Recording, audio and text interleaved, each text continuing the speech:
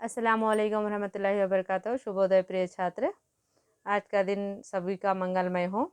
बेटे हम आज पाठ पढ़ रहे हैं दादी माँ। ठीक है, पाठ आप लोग सब लोग ध्यान से सुन रहे हैं तो आप लोगों को समझ में आता है। अगर एक बार समझ में नहीं आता तो दोबारा सुनने की कोशिश कीजिए। बेटे टाइम निकालो, आप लोगों के पास टाइम ज़्यादा है। बेटे कभी भी आप लोग आने के बाद में परीक्षा ले सकते हैं। बेटे कभी भी स्कूल रीओपन होने के बाद में, इसलिए आप लोग अच्छा याद करने की कोशिश करो, कहानी याद रखो।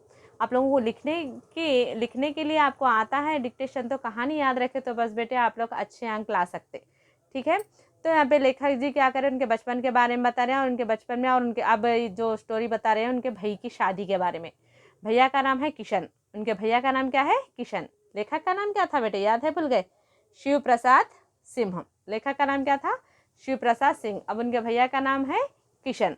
तो एक बार किशन भैया की शादी में क्या हुआ था बोलते, सो वो बता रहे हैं। किशन भैया की शादी ठीक हुई, दादी माँ का उत्साह और आनंद का क्या कहना।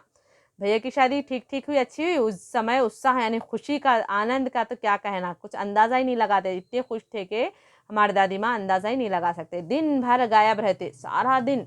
अब शादी है ना बेटे, शादी के घर में काम रहते ना, सारा दिन गायब रहते थे। सारा घर जैसे उन्होंने सर पर उठा लिया हो। अब सारा घर पूरा काम दादी माँ अकेले ही कर रहे हैं बोले ऐसा, उतने बिजी रहते थे। पड़ोसी पड़े पड़ोसिने आती। पड़ोसिन आती बेटे, पड़ोसिन एक वचन, पड़ोसी ने बहुवचन। ठीक है, पड़ोसी लोग के औरतें आ जाते थे वहाँ पे काम करने के लिए। देखो बेटे, इस ज़माने में एक घर में कुछ विवाह हो रहा है, कुछ कार्यक्रम हो रहा है, कुछ फंक्शन है, तो ना बेटे आजू वाले बाजू वाले आके सब लोग सहायता करते थे बेटे। एकदम वो काम बहुत आसानी से हो जाता था बेटे। अब ऐसा कुछ भी नहीं है बेटे, किसका काम उन्होंने कर लेना है, फंक्शन हाल जाओ आओ ऐसा रहता है। एक शादी है बोलते वहाँ पे 10-15 दिन तक उनके घर में मेहमान भरे हुए रहते थे एक ज़माने में। ये जो कहानी लिखे उस ज़माने में। ठीक है, तो यहाँ पे अड़ोस पड़ोस वाले ही सब काम करते हैं बेटे। देखो हल्दी कूटना, मिर्ची कूटना, जो भी काम है पूरे लोग करते हैं यहाँ पे।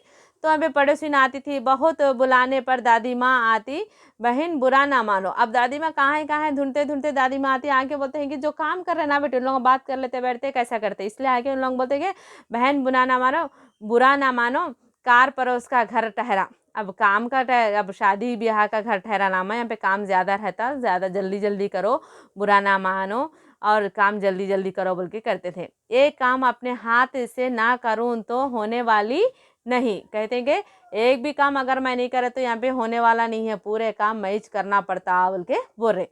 इन्हों खुद नहीं करे तो भी इन्हों ठहर के करा रहे ना बेटे, दादी माँ के डर से लोग जल्दी जल्दी काम कर रहे हैं।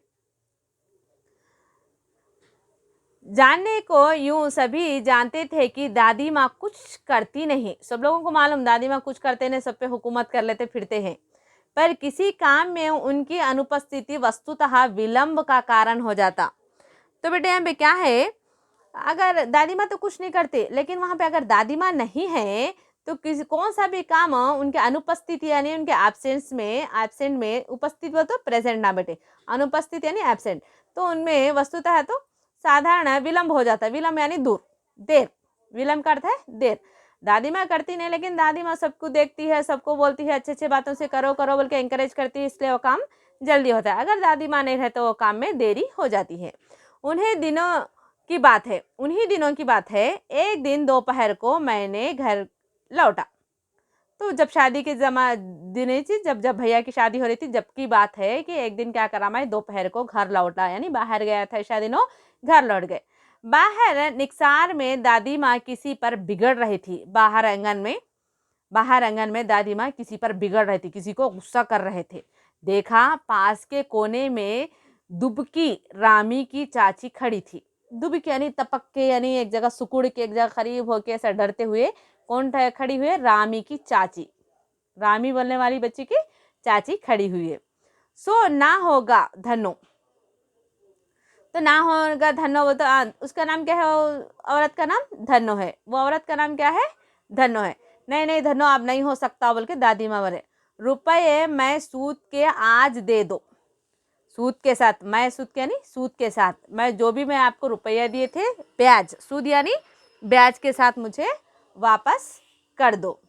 तेरी आंखों में तो शर्म है नहीं, तो तेरे आंखों में शर्म है नहीं, हया है नहीं, कब लेके गई, अभी तक वापस नहीं करी, बल्कि हम पे दादी माँ डांट रहे हैं। आंगन के मांगने के समय कैसी आई थी? जब पैसे होना था तू कैसे आई थी मेरे पास? अब देने के लिए नखरे कर रही है। पैरों पर नाक रगड़ती फिरी, किसी ने एक पाई भी न दी। तो जब गांव वाले किसी ने एक पाई नहीं दी थी, तो जब आप क्या करी, मेरे पैरों पे नाक रगड़ते हुए यहाँ पे आई थी, यानी बहुत मांग रही थी, पैसे मुझे मांग रही थी, रिक्वेस्ट कर करके ले रही थी। बोले ऐसा नाक रगड़ना यानी गिड़गिड़ाना बोल के भी अर्थ आता है। यहाँ पे क्या आता है? गिड़गिड़ाना। तो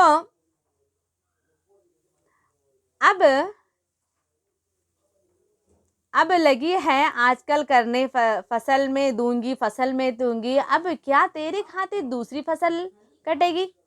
फसल का अर्थ है बेटे खेती बाड़ी करने वाले जो लोग पिकाते हैं ना बेटे, वो आ जाता है फसल। तो बेटे फसल थोड़े धान, अगर धान होए यानी चावल पिका रहे तो थोड़े फसल साल में 2 बार आते हैं, थोड़े साल में 3 बार भी आते हैं बेटे। तो यहाँ पर फसल में दूंगी, फसल में दूंगी, तो यहाँ पे 4 महीने में आने वाली फसल 4 महीने में 1 बार आने वाली 4 महीने में 2 बार आती। क्या बोले से यहाँ पे डांट रहे, फसल पे दूंगी, फसल पे दूंगी बोलते कितने बार, तो आखिर तेरे खातिर कितने बार दूसरी बार फसल काटेगी क्या बोल के डांट रहे हैं यहाँ पे। तो दूंगी मालकिन, रामी की चाची रोती हुई दोनों हाथों से आंचल पकड़े दादी माँ के पैरों की ओर झुकी। अब इतने दादी माँ डांट रहे, तभी वहाँ पे क्या कर रहे हैं, वहाँ पे धनो रामू की चाची दूंगी दूंगी बोल के पल्लू ऐसा पसार के क्या कर रहे हैं, उनके पैरों पड़ने के लिए जा रही है। बेटिया की शादी है, आप ना दिया करेगी तो अब बेचारी का निस्तर कैसा होगा? तो मेरी बेटी की शादी है मालकिन, अब आप मेरी सहायता ना करेंगे तो बेचारी की शादी कैसी होगी? हट हट, अभी नहा के आ रही हूँ। दादी माँ पीछे हट गई। अब उन पैरा बढ़ने आ रही थी ना बेचारी, तो दादी माँ क्या करे, हट हट हट, मैं अभी नहा के ही चल, मैली हो जाती बोले ऐसा दादी माँ पीछे हट जाती है। ठीक है, समझ में आया? धन्यवाद।